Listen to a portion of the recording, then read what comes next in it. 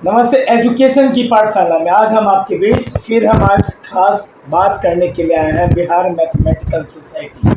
एक ऐसी सोसाइटी जो ओलंपियाड के तौर पर के बिहार सरकार और बहुत सारे ऑर्गेनाइजेशन के बिहार सरकार साइंस एंड टेक्नोलॉजी और बिहार विद्यालय के द्वारा सपोर्ट किया जाता है और इसमें ऐसे बच्चे को लाया जाता है। उसी खास चर्चा करने के लिए आज हमारे साथ खास मेहमान हैं, उनसे हम बात करेंगे। उनका हम परिचय आपको बता दें। बिहार मैथमेटिकल सोसाइटी कन्वीनर कम एग्जीक्यूटिव ज्वाइंट सेक्रेटरी डॉक्टर विजय सर हैं, HOD कॉलेज ऑफ कॉमर्स के प्रोफेसर हैं।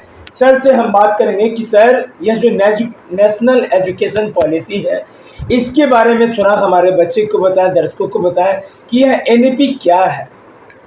देखिए, राष्ट्रीय शिक्षा नीति जो NEP के नाम से जाना जाता है एक महत्वाकांक्षी योजना है जिसके माध्यम से भारत को शिक्षा के क्षेत्र में महाशक्ति बनने की एक परिकल्पना है।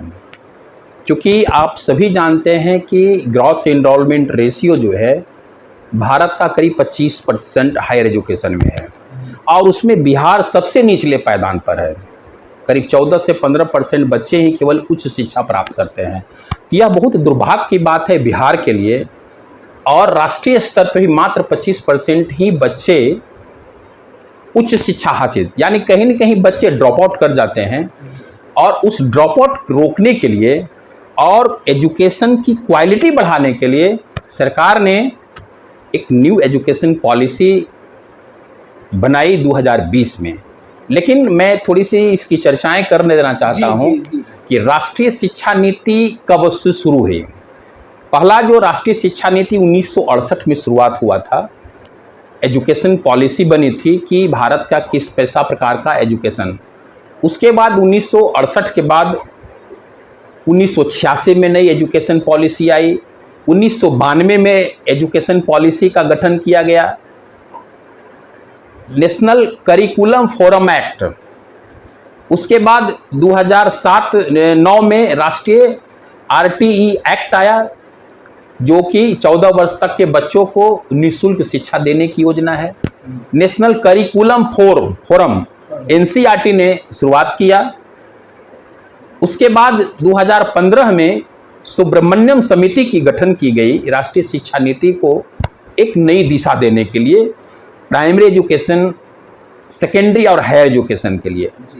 लेकिन 2016 में इनका रिपोर्ट कुछ पब्लिश हुई। लेकिन इसी बीच में जो है के कस्तूरिरंगन की अध्यक्षता में 2017 में राष्ट्रीय शिक्षा नीति के लिए नई समिति वर्तमान सरकार के द्वारा गठित की गई और के कस्तूरिरंगन समिति ने 2019 में अपनी रिपोर्ट सरकार को सौंप दी और 2020 में जो है इसकी रिपोर्ट पर करीब 2 लाख बिहार एवं भारतवर्ष के शिक्षाविदों पर इसकी चर्चाएं की गई और वो काफ़ी दुष्कर है। शिक्षा पॉलिसी बनाना बहुत आसान है लेकिन इसका इम्प्लीमेंटेशन सबसे दुष्कर चीज़ है कि किस प्रकार हम इसको इम्प्लीमेंट करें, इसकी आधारभूत संरचनाएं क्या होनी चाहिए, रोड मैप क्या बनना चाहिए, ये सबसे बड़ी चीज़ है।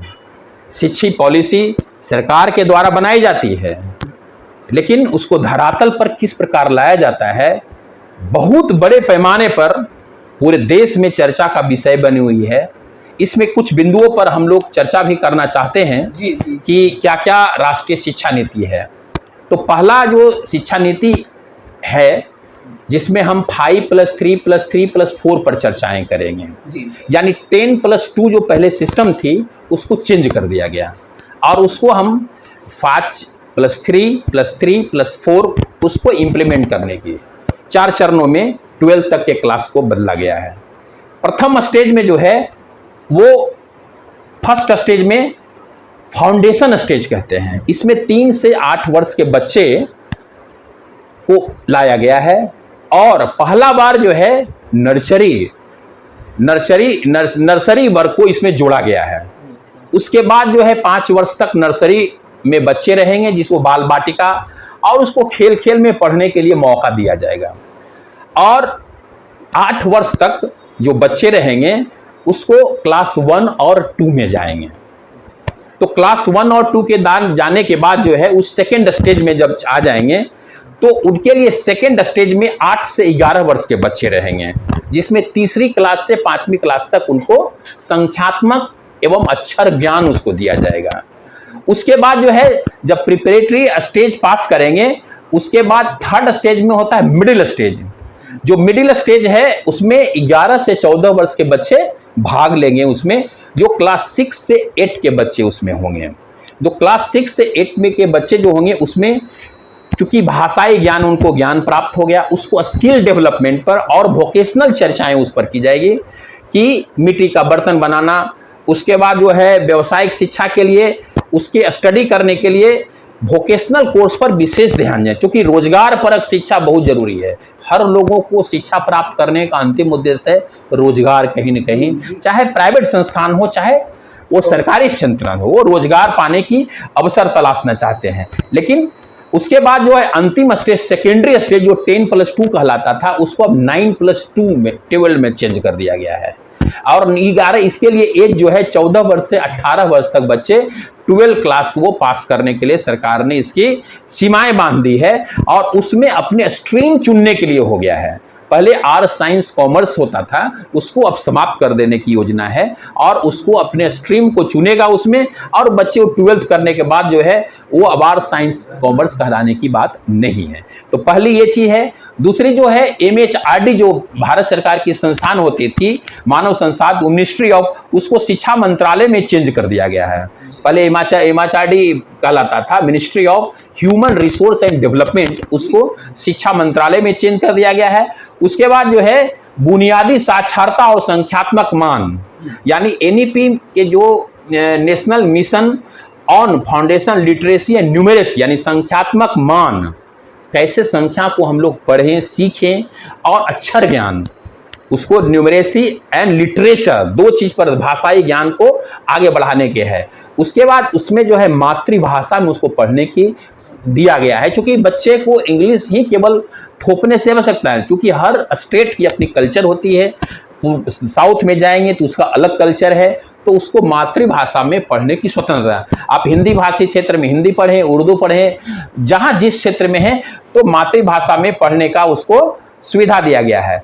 उसके बाद नेशनल असेसमेंट डिग्री का असेसमेंट किया जाएगा और उसके असेसमेंट के आधार पर उन बच्चों का प्रगति का मूल्यांकन किया जाएगा, बच्चा का कितना कौशल विकास कर रहा है, कितना स्किल डेवलप कर रहा है। इसके बाद जो है शिक्षण क्षेत्र में जो है कई ड्रॉप आउट बच्चे को रोकने के लिए भी कई योजना है, बच्चे नहीं कभी ड्रॉप आउट करें उसके लिए कई योजनाएं सरकार के द्वारा चलाई जा रही है। सर अब आखिरी सा सवाल कि आपने जिस तरह से नेशनल एजुकेशन पॉलिसी को हमारे स्टूडेंट को समझा, दर्शकों को समझाएं, उसी तरह आप हमें बताएं कि बहुत सारे बच्चे 10th और 12th की तैयारी कर रहे हैं। सफलता का मूल मंत्र बताया कि जिससे बच्चे 90% या अच्छे से अच्छे मार्क्स को वह क्वालिफाई कर सके बोर्ड एग्जाम। हाँ देखिए, सबसे महत्वपूर्ण है बच्चों को पढ़ने के लिए एक वातावरण अच्छी होनी चाहिए। हम जिस परिवेश में पढ़ते हैं उसके लिए एक अच्छे वातावरण निर्माण करने के लिए वो जिम्मेवारी उसके पेरेंट्स के, माता पिता का प्रथम रोल है। दूसरी रोल उसके शिक्षक का और है। उसके बाद जो है वो किस परिवेश में अपना अध्ययन कर रहा है, रूटीन बेस्ड वो पढ़ रहा है कि नहीं, टाइम टेबल, हाँ प्रैक्टिस उसको करने की आवश्यकता है। उसके लिए लक्ष्य निर्धारित करना पड़ेगा, अपना विजन निर्धारित करना पड़ेगा, उसका अपना जो है डेडिकेशन होना चाहिए काम के प्रति। टाइम मैनेजमेंट सबसे महत्वपूर्ण है कि अपने टाइम को मैनेज कर रहा है कि नहीं। पूरे 24 घंटे की रूटीन को आप उसको बच्चों को बना करके पढ़ने की जरूरत है। प्रतिदिन उसे जो है आधुनिक टेक्नोलॉजी की सहारा, पहले समय में किसी प्रकार का कोई टेक्नोलॉजी के सहारा नहीं लिया जाता, लेकिन आज के समय में आधुनिक टेक्नोलॉजी के माध्यम से किसी भी परिस्थिति में हम उसको अधिक से अधिक पढ़ सकते हैं, उसको ज्ञान कौशल को बढ़ा सकते हैं। तो ये महत्वपूर्ण है कि बच्चे अपनी भावना को अपने रूटीन के आधार पर टाइम मैनेज करते हुए वो अगर पढ़ता है तो निश्चित रूप से अच्छी सफलता प्राप्त करेगा और एक अच्छे मुकाम पर। लेकिन एक रोजगार का अवसर प्राप्त करने के लिए हर बच्चे में एक सरकारी भावनाएं जो पनप रही है उसको आपको त्यागने की जरूरत है, क्योंकि सरकार ही सारी रोजगार सुविधा उपलब्ध नहीं करती। इसके लिए सरकार के अतिरिक्त निजी संस्थान के द्वारा भी, प्राइवेट सेक्टर में भी कई ऐसी कॉरपोरेट सेक्टर में भी हैं जो कि बच्चे आगे बढ़ सकते हैं। तो एक वातावरण बनने से अच्छे अंक प्राप्त करने के लिए अच्छे प्रैक्टिस करें, अच्छे गुणवान बच्चे रहे, विजन लक्ष्य को निर्धारित करें, तो निश्चित रूप से बच्चे सफल हो सकते हैं। जी नमस्ते सर। हमारे साथ अभी हम आपको बता दें कि खास नेशनल एजुकेशन पॉलिसी पे हमारे साथ चर्चा हो रहा था, और हमारे साथ जो खास मेहमान थे हम आपको पहले भी बताए थे और अभी भी बता दें, यह कोई और नहीं, बिहार मैथमेटिकल सोसाइटी, जो हमेशा साइंस और मैथ्स के लेकर के ओलंपियाड कराया जाता है। तो जो भी बच्चे के पास यह मैसेज आ रहा है, तो आप डायरेक्ट बिहार मैथमेटिकल सोसाइटी के वेबसाइट पे जा सकते हैं, फॉर्म को अप्लाई कर सकते हैं। हमेशा इसका एग्ज़ाम भी होता है, क्वालिफाई करिए। और कुछ मैथ और साइंस में कुछ अगर जुनून है सीखने का, तो आप IITian प्रोफेसर से सीख सकते हैं। और हम बता दें कि बिहार मैथमेटिकल सोसाइटी के कन्वेनर कम एग्जीक्यूटिव ज्वाइंट सेक्रेटरी डॉक्टर विजय सर हैं, HOD कॉलेज ऑफ कॉमर्स के। और आप सीधा यह हम बता रहे थे क्या कि एजुकेशन की पाठशाला आपके बीच हमेशा जो छात्र छात्राएं चाहते हैं एजुकेशन में आगे बढ़ना, आप एक से एक फैकल्टी से हम बात करेंगे और आपको बेटर एजुकेशन ऑनलाइन के माध्यम से प्रोवाइड करेंगे। नमस्ते।